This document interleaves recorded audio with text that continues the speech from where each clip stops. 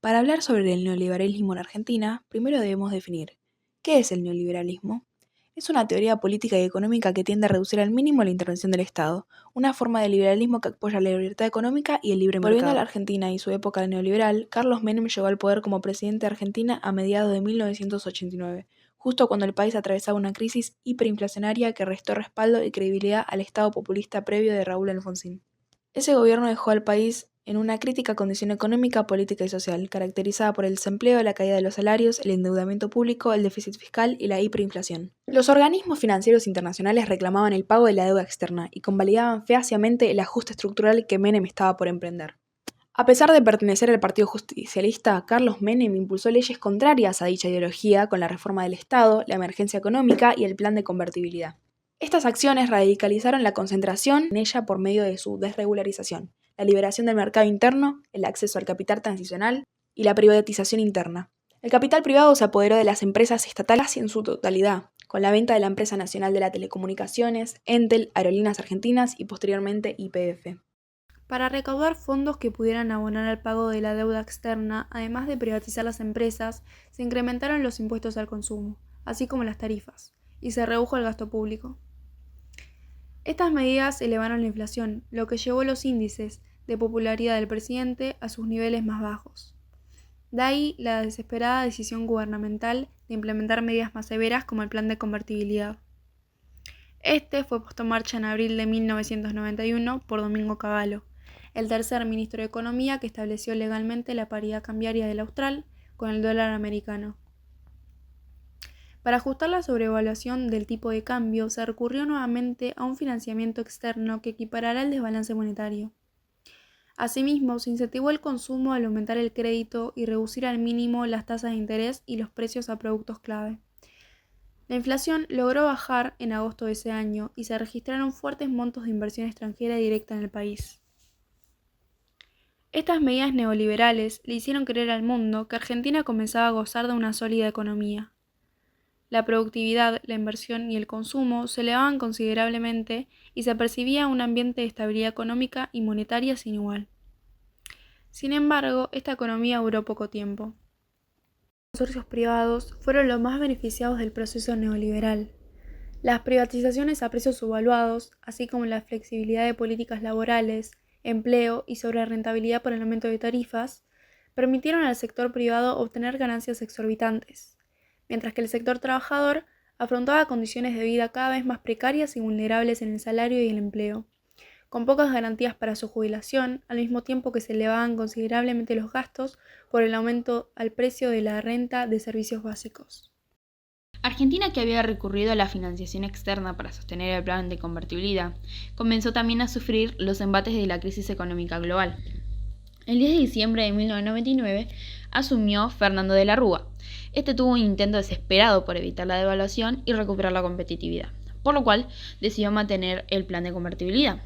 El nuevo presidente recurrió una y otra vez a la solicitud de cuantiosos préstamos internacionales al FMI, los cuales aumentaron las deudas públicas interna y externa del país, con la junta contracción del Producto Interno Bruto, PIB, lo que derivó finalmente en la gran crisis económica que estalló en diciembre de 2001. La turbulencia de los mercados internacionales aceleró la inestabilidad macroeconómica interna. Los niveles de desempleo alcanzaban ya 17%, mientras que la economía se desaceleraba hasta 4% en el año, lo que refleja la vulnerabilidad económica y la imposibilidad interna para afrontar el pago de las deudas. Basta decir que la devaluación del peso argentino ocasionó la pérdida de 1/3 de los ahorros domésticos. No solo eso, sino que a finales de 2001, en un intento fallido por evitar la fuga de capitales, las iniciativas gubernamentales implementadas por Domingo Cavallo incluyeron la punitiva y muy cuestionable estrategia de congelar el acceso a los pocos ahorros remanentes en las cuentas bancarias de los ciudadanos, en lo que se conoció como corralito.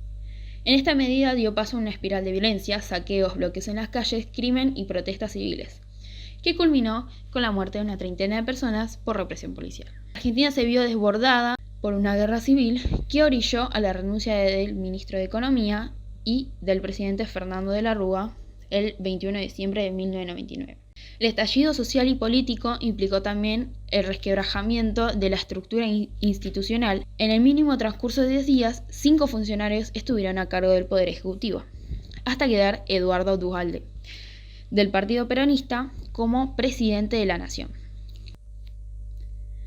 En este breve mandato, y aun con la eliminación del plan de convertibilidad, el gobierno de Duhalde tuvo que afrontar el mayor colapso económico a mediados de 2002, con una inflación de por más volátil que en promedio casi un 26%, además de la drástica reducción de la inversión local, extranjera y a más de la mitad de la población en condición de pobreza, lo que implicó una enorme desaprobación popular y la fragmentación del propio partido peronista y por ende el adelanto de las elecciones presidenciales en 2003.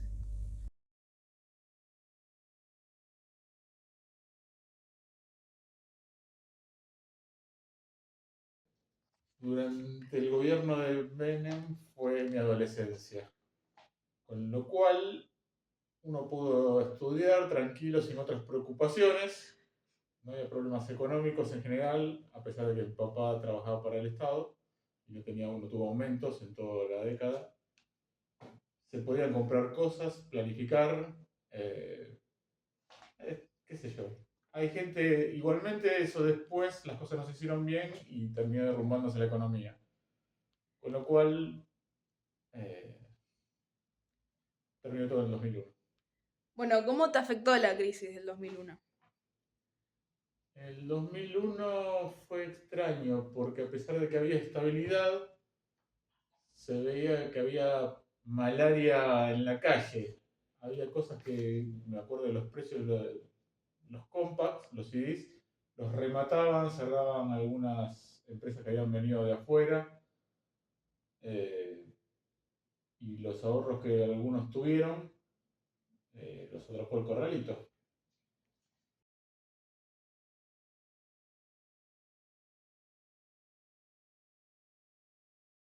Trabajo de artesano de hace 30 años y en ese momento veía como mis compañeros en la feria en la que estaba, que era la feria de Caminito, comenzaban a producir cosas más baratas, de menor calidad, con la intención de poder juntar algún peso. Pero ya no había pesos, había billetes de distintos nombres que circulaban en las distintas provincias de nuestro país, que eran papelitos dibujados, que no tenían ningún respaldo. También había el Club del Trueque, que era: yo produzco verduras, vos cosés, entonces te cambiaba una bolsa de papas por el arreglo de los pantalones de mi abuelo que ahora estoy usando yo y que necesito que me los arregles para usarlos porque no tengo que ponerme. Y vos no tenías que comer. Entonces no había dinero circundando, sino papelitos de colores. Fue una época muy triste, pero también muy esperanzadora, porque en estos lugares del trueque había personas que no tenían nada más que su necesidad, y lo escribían en un cartelito y se iban sin el cartelito, pero con bolsas llenas de comida.